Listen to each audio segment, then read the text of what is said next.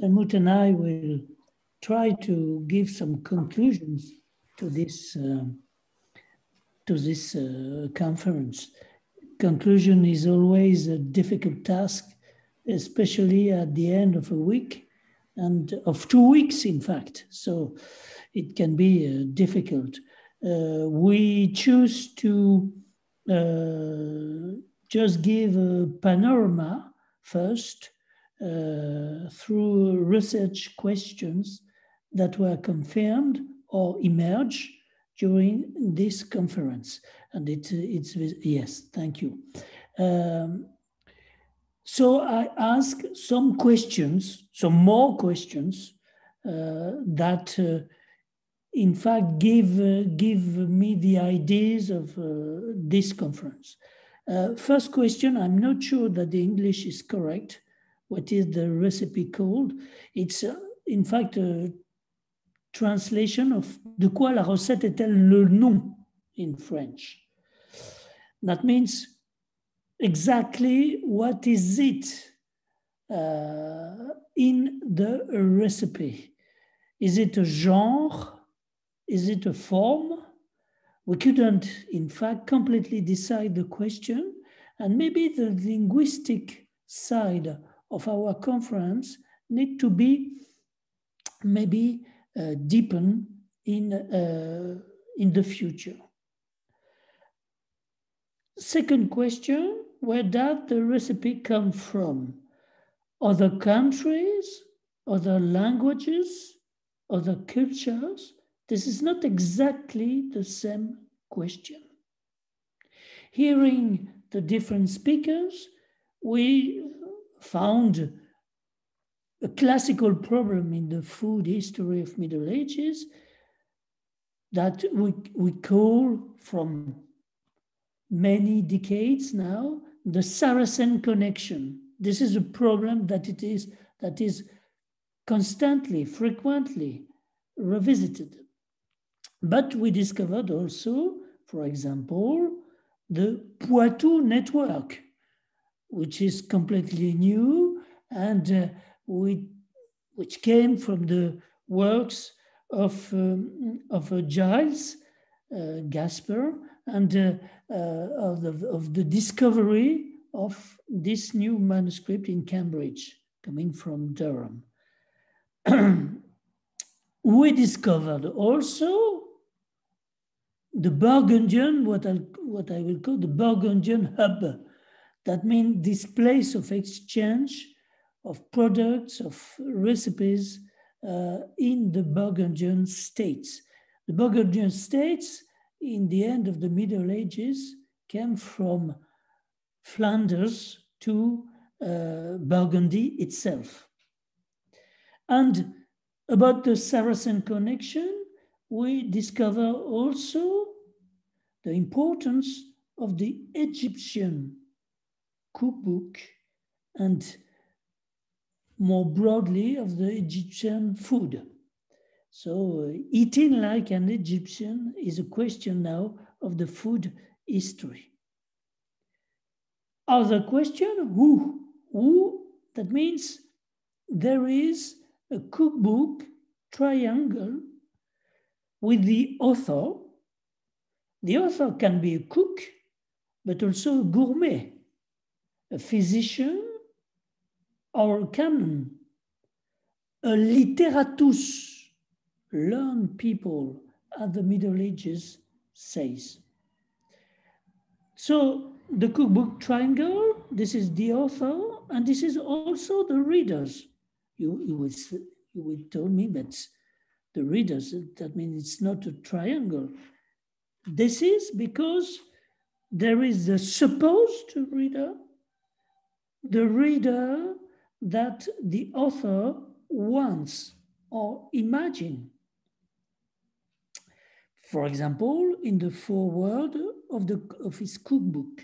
But there is also the real one, the real reader, as proved by library catalogs and reading signs on the manuscript itself. And we have seen some of these reading signs. Other question, When? This is a question that we see in the panel, the first ones. We saw that for China, this is 6th century. For Middle Eastern Islam, it's 10th century. For Western Latin Europe, it's 12th century. But certainly before, in fact, Mesopotamia during the 2nd millennium before Christ, with links, as we know, between the Nabatean recipes and the Al-Waraq's Baghdad cookbook. And as soon as there is new discoveries, and there will be new discoveries, probably will change this chronology. I remind that just few decades ago, the first cookery book was supposed to have been written in the beginning of the 14th century. You know, now we are in the beginning of the 12th century. Other question, of course, why? Why the recipe are written? First, I think to keep the memory of basic dishes or the memory of difficult dishes, of exceptional dishes. Second reason, probably to check the work of the kitchen service by the scalco, as we say in Italy, the butler in England, or the écuyer de cuisine in France, in order to avoid the waste. And for this reason, you need to have a description, a precise description of the recipe, of course. Third reason, to support the dream, I would say. For the small notary of Besançon, who copied Viandier among dozens of other texts, and to my mind, for most readers who bought the Cuisinier Français in the pocket edition of the 20th century. It can be also to celebrate an event, for example, for Maître Chicard and his master, the Duke of Savoy, as was explained some days ago. Even if the cooking collection is open to the inputs of the oral tradition, it is mainly the result of a written tradition. And we have not to forget that. With a high level of disorder, the chaos, as said Helmut Klug, it is thus a great news that we can follow, thanks to CoReMA, the small sequences, the small series of recipes that give their identity to the different collections. What does the medieval culinary recipe tell the food historian? First, we have to take in account the context, what I call the collocation. Most cookbooks copied in the Middle Ages are included, sometimes embedded, in composite manuscripts. It is not necessarily the case in other civilizations, and it is not also the case necessarily with the printed books. Second component, the ingredients with a taste. If in the Burgundy Low Countries we use so many sugar, it's a question of taste, not of medicine or other reason, even not commercial reason. So the taste is very important. Helmut Klug and Christian Steiner has built a fascinating analysis grid about this element.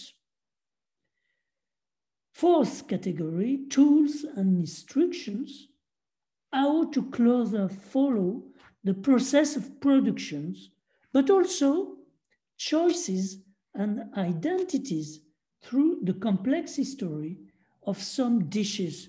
And we have heard the history of so many dishes, chala, stockfish, etc., during our days. The final question, how to make a recipe to better understand it.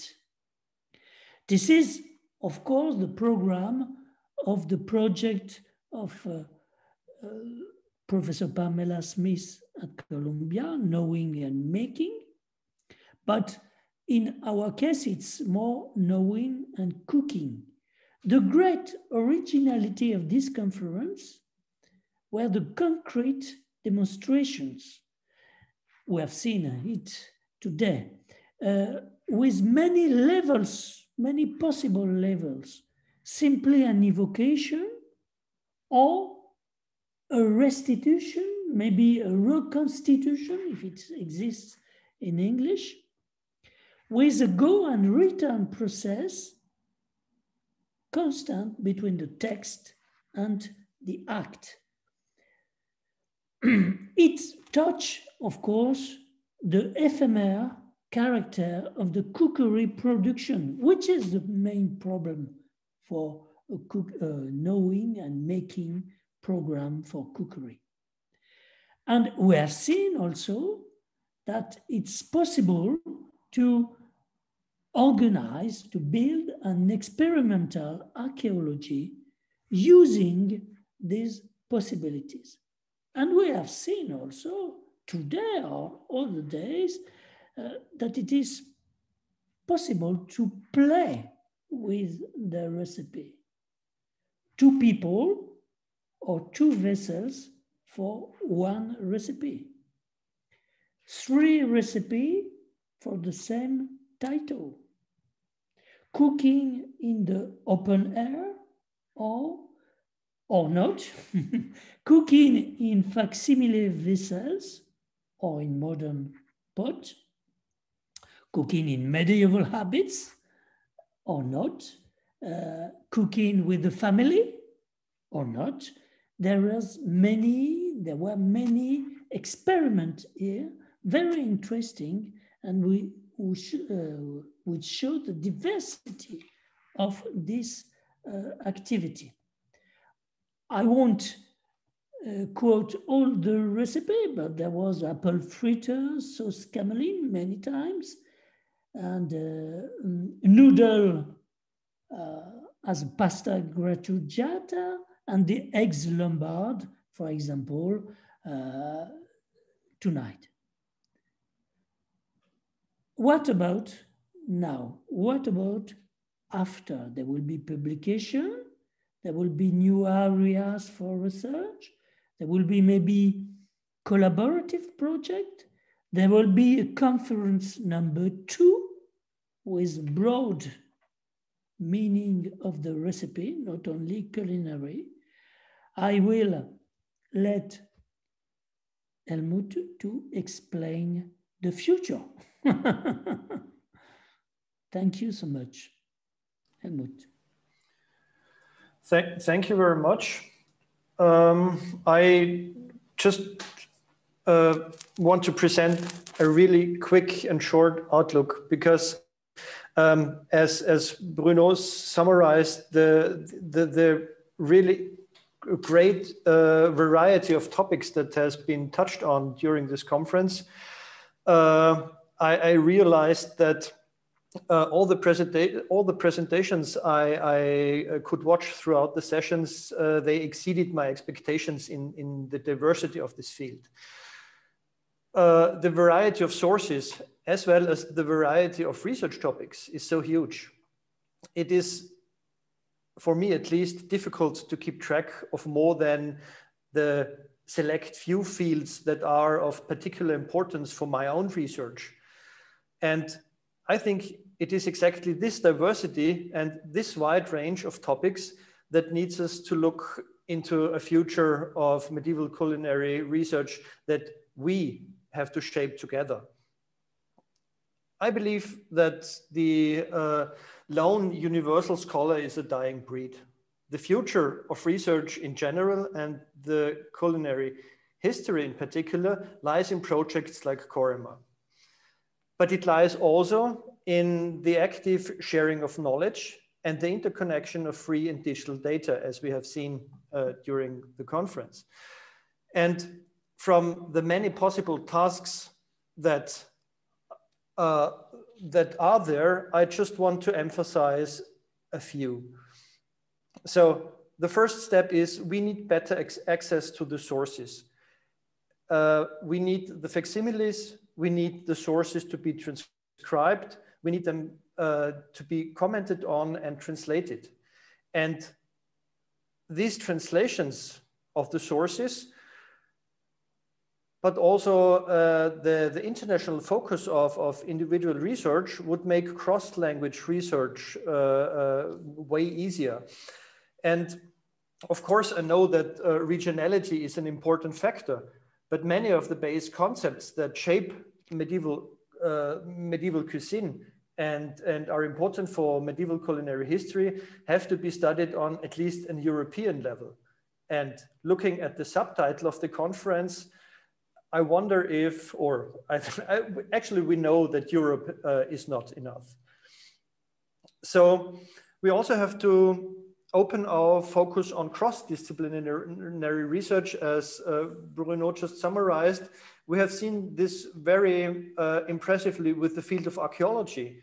And we have experienced that both disciplines will profit from these cooperations. Especially for the German culinary history, I am looking forward to a diachronic research of the recipes and the cookery in general. In the CoReMA project, we started this endeavor by inviting Barbara De Nicolo into the research team. She adds quite a lot of recipe collections that have been produced after 1500. And finally, and again for the German language research, I hope for a consolidation of the recipe as a research subject, and even more for its acceptance as an essential part of culinary heritage. And what I really do believe is that this conference was one step towards these future goals. And some of the future goals Bruno already mentioned, but I think maybe we can summarize them once again for the audience. Bruno, if you like. Okay, thank you, Helmut. Thanks to first Christophe Darger, who was the webmaster, and the word master is very important in that case of this conference.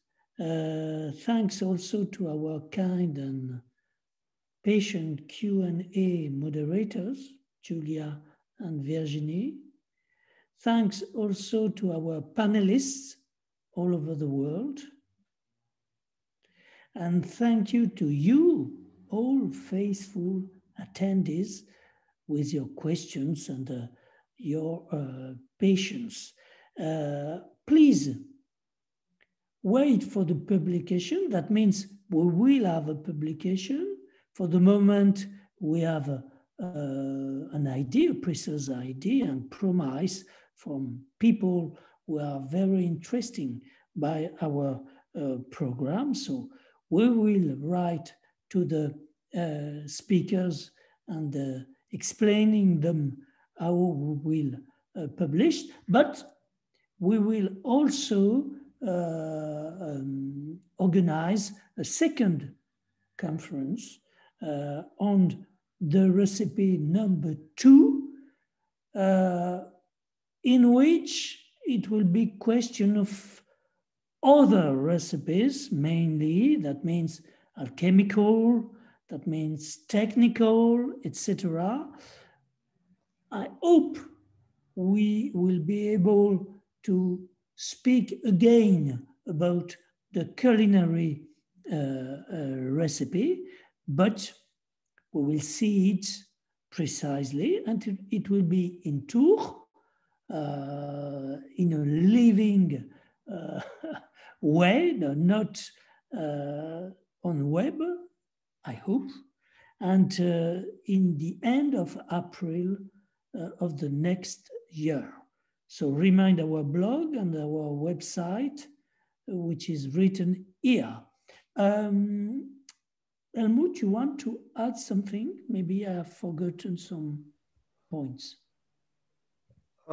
Yes, one thing to add is the CoReMA YouTube channel, where you can re-watch all the sessions and, of course, our conclusion. But I think from my side, I just want to say thank you to all the people you mentioned. Yes, thank you once again.